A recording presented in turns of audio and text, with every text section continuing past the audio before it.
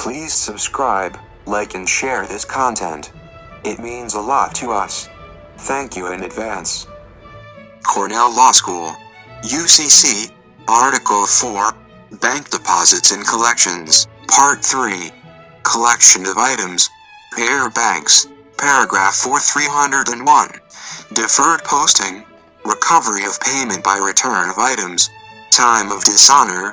Return of items by Payor bank.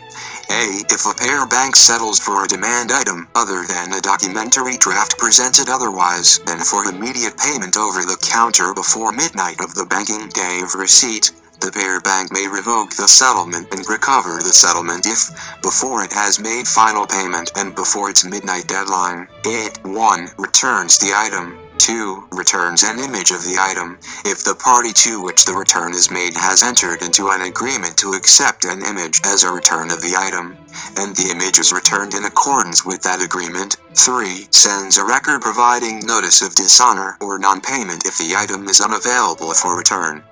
B. If a demand item is received by a Payor bank for credit on its books, it may return the item or send notice of dishonor and may revoke any credit given or recover the amount thereof withdrawn by its customer, if it acts within the time limit and in the manner specified in subsection A. C. Unless previous notice of dishonor has been sent, an item is dishonored at the time when for purposes of dishonor it is returned or notice sent in accordance with this section. D. An item is returned, 1. As to an item presented through a clearinghouse, when it is delivered to the presenting or last collecting bank or to the clearinghouse or is sent or delivered in accordance with clearinghouse rules, or 2. In all other cases, when it is sent or delivered to the bank's customer or transferor or pursuant to instructions. Paragraph 4302. Payor bank's responsibility for late return of item. A. If an item is presented to and received by a Payor bank, the bank is accountable for the amount of 1. A demand item, other than a documentary draft, whether properly payable or not, if the bank, in any case in which it is not also the depositary bank, retains the item beyond midnight of the banking day of receipt without settling for it, or, whether or not it is also the depositary bank, does not pay or return the item or send notice of dishonor until after its midnight deadline, or 2. Any other properly payable item unless, within the time allowed for acceptance or payment of that item, the bank either accepts or pays the item or returns it in accompanying documents. B. The liability of a Payor bank to pay an item pursuant to subsection A is subject to defenses based on breach of a presentment warranty, section 4208, or proof that the person seeking enforcement of the liability presented or transferred the item for the purpose of defrauding the Payor bank. Paragraph 4303.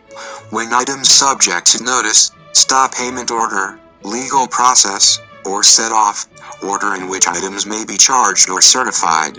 A. Any knowledge, notice, or stop payment order received by, legal process served upon, or SETOFF exercised by a Payor bank comes too late to terminate, suspend, or modify the bank's right or duty to pay in an item or to charge its customer's account for the item if the knowledge, notice, stop payment order, or legal process is received or served in a reasonable time for the bank to act thereon expires or the SETOFF is exercised after the earliest of the following. 1. The bank accepts or certifies the item. 2. The bank pays the item in cash. 3. The bank settles for the item without having a right to revoke the settlement under statute, clearinghouse rule, or agreement. 4. The bank becomes accountable for the amount of the item under section 4302 dealing with the Payor bank's responsibility for late return of items. Or 5. With respect to checks, a cutoff hour no earlier than 1 hour after the opening of the next banking day after the banking day on which the bank received the check and no later than the close of that next banking day, or,